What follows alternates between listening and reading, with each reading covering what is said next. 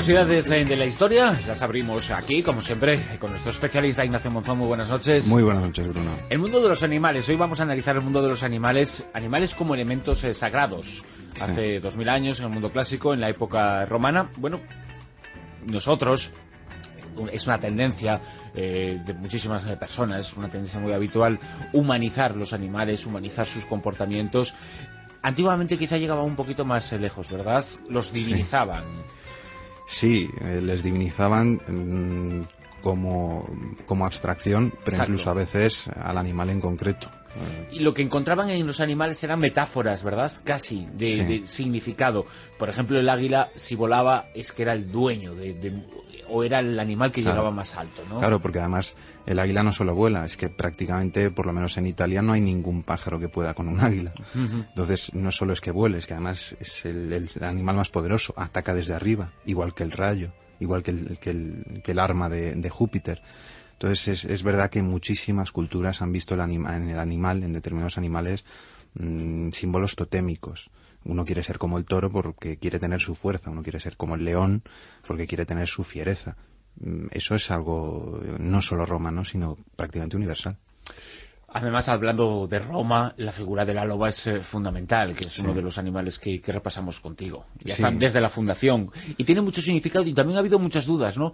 Sobre el origen de esa imagen de la loba, Claro. amamantando, que si era, bueno, pues algo que partió de Grecia con un significado muy especial, pero con el tiempo, eso sí fue así, se perdió, ¿no?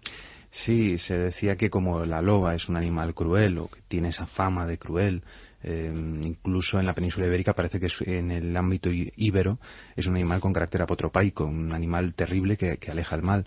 Se consideraba que la leyenda de Rómulo y Remo, amantados por una loba, era una especie de insulto a los romanos, porque claro, los griegos les ven como unos advenedizos, unos aquí que sí, son muy fuertes, pero son una especie de paletos, por así decirlo. Sin embargo, no es tan cierto. En latín, loba, lobo, lupus. Por algo se le llama a determinados lugares llenos de luces en las carreteras nacionales lupanares. No, como no suelo ir por carretera, ¿no? Yo voy por ciudad. Pues, Sí, pero están a ambos lados en algunas con excesiva no me frecuencia. he fijado.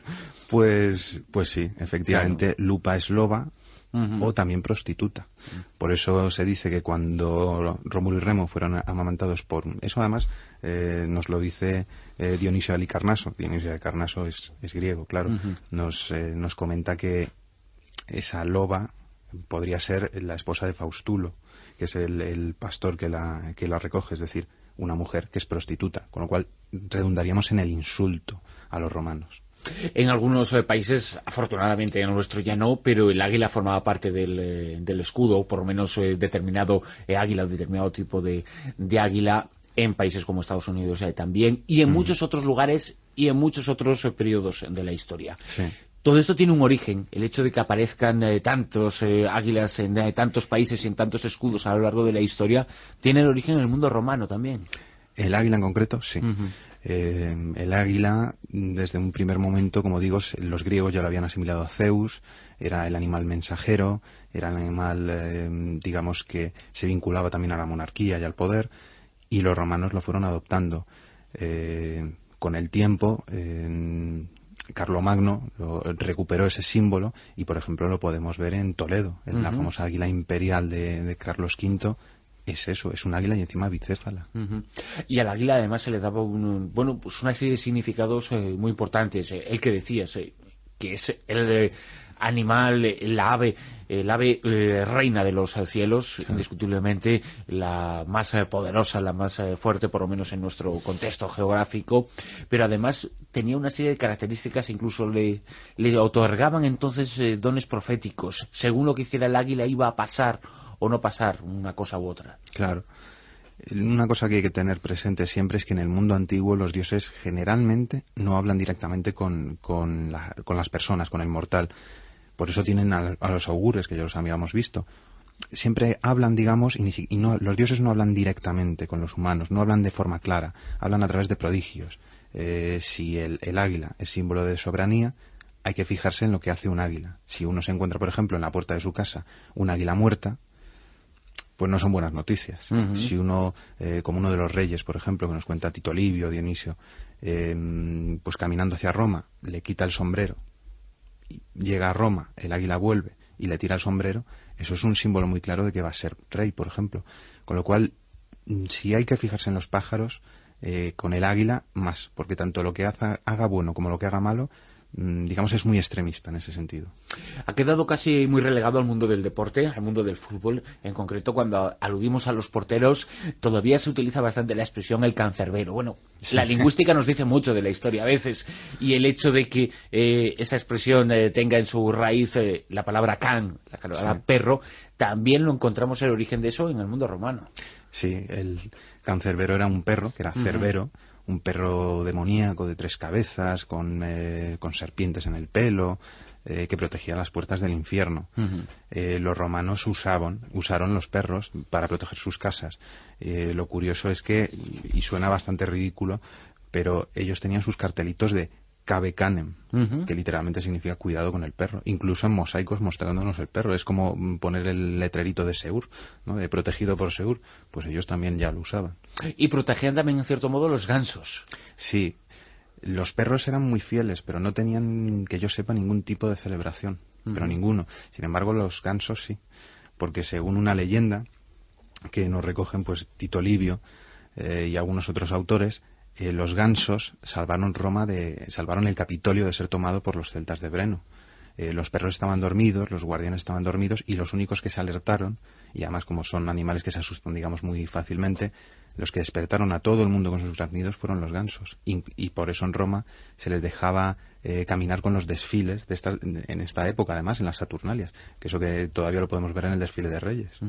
Las gallinas también estaban presentes. Sí, las gallinas, digamos, es un poco muestra del genio romano para tenerlo todo atado y bien atado, como diría alguno. Como cuando iban a combatir, como no siempre estaban seguros de tener pájaros para hacer augurios, llevaban los pájaros consigo. O sea, lo tenían todo pensado, entonces sacaban a esas gallinas y les daban de comer. En función de si comían o no, de cómo se comportaban, hacían el augurio. Un cónsul romano perdió una batalla naval porque cuando dio de comer a sus gallinas, estas no comieron, y en vez de, digamos, tomarlo como una precaución, tiró las gallinas al agua y dijo, si no quieren comer, que beban. Supuestamente era un mal augurio. En muchas de las representaciones del mundo romano, cuando hablamos de los emperadores, una representación clásica que parece que otorga clase, poder, distinción, es una imagen ecuestre. Sí, lamentablemente solo se nos ha conservado una muestra, y por error, que es la estatua ecuestre de Marco Aurelio. Digo por error porque la gente creía que era Constantino. Como era para ellos San Constantino, pues lo respetaron. Curiosamente no se dieron cuenta que Constantino jamás llevó barba, por lo menos se representó con barba. El caballo es un símbolo siempre de riqueza. Es como tener el BMW de la época, porque el caballo es un animal caro de comprar y caro de mantener. El caballo es un animal que puede tener muchísimas enfermedades, hay que ponerle riendas, hay que cuidarlo mucho. Entonces, ya de por sí era un animal muy prestigioso. Representarse a caballo o representarse en un carro con 2 o 4 caballos, pues claro, era el sumum.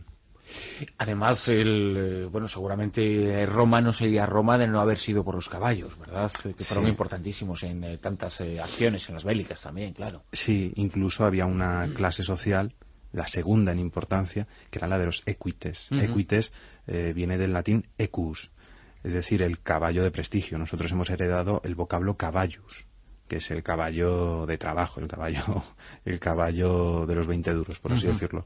Pero el caballo de prestigio, es que incluso sin ir a caballo se podía ser caballero, se podía ser equite. Y que se utilizaban también para las carreras entonces. Claro. Hispania, el mundo griego ya, sobre todo en la zona de Tesalia, exportaba magníficos caballos, pero Hispania ya desde el Alto Imperio fue famosa por sus magníficos caballos. En el Bajo Imperio eran carísimos los caballos hispanos, incluso parece que en algunos mosaicos lo que se representa con más importancia no es el dueño de la villa, sino que es el caballo favorito del dueño de la villa. Caballos, lobas, perros, gansos, gallinas, águilas, son algunos de los animales que eran importantes, casi tenían un significado divino para el pueblo romano, y hoy lo hemos repasado, como siempre, en estas curiosidades de la historia con Ignacio Monzón. Gracias.